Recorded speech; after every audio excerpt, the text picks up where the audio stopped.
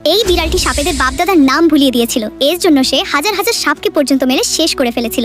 একদিন যখন সে আরাম করে বসে হুক্কা টানছিল, তখনই একটি সাপ ভুল করে তার বাচ্চাদের নিয়ে বিড়ালের এলাকায় ঢুকে পড়ে। এটা দেখে বিড়াল রেগে গিয়ে ছুটে আসে ও সেই সাপটিকে কেটে টুকরো টুকরো করে ফেলে। মায়ের নিথর দেহ দেখে বাচ্চাগুলো কাঁদতে থাকে, কিন্তু বিড়াল এখানেও থামেনি, মাটি খুঁড়ে সাপটিকে কবরও দিয়ে দেয়। এর জন্য সাপের বাচ্চারাও তাদের মায়ের মৃত্যুর প্রতিশোধ নেওয়ার শপথ নেয়।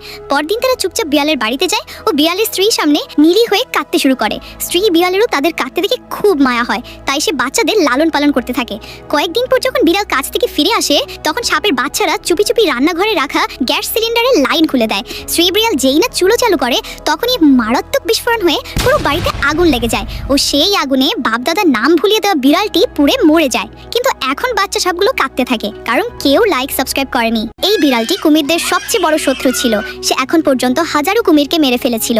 একদিন যখন সে আরাম করে জুস খাচ্ছিল, ঠিক তখনই এক কুমির তার বাচ্চাদের নিয়ে বিড়ালের এলাকায় চলে আসে। এটা দেখে বিড়ালটি রেগে গিয়ে ছুটে যায় এবং সেই কুমিরটিকে নির্মমভাবে কেটে ফেলে। এগুলো দেখে কুমিরের নিষ্পাপ বাচ্চাগুলো কাঁদতে থাকে, কিন্তু বিড়ালটি এখানেই থামে না। সে সেই কুমিরের দেহ আগুনে জ্বালিয়ে দেয়। কুমিরের বাচ্চারাও মায়ের মৃত্যুর প্রতিশোধ নেওয়ার শপথ নেয়। তাই পরদিন তারা চুপি চুপি বিড়ালের বাড়িতে আসে ও স্ত্রী বিড়ালের সামনে নিরীহ হয়ে কাঁদতে থাকে। স্ত্রী বিড়ালেরও তাদের দেখে খুব মায়া হয়, তাই সে তাদের লালন পালন করতে শুরু করে। কয়েকদিন পর যখন বিড়াল কাছ থেকে বাড়ি ফিরে আসে, তখন কুমিরের বাচ্চারা রান্নাঘরে রাখা জুসে চুপি চুপি বিষ মিশিয়ে দেয়। আর যেই না বিড়ালটি সেই জুস খায়, সাথে সাথেই বমি করতে শুরু করে ও সেখানেই তার খেল খতম হয়ে যায়।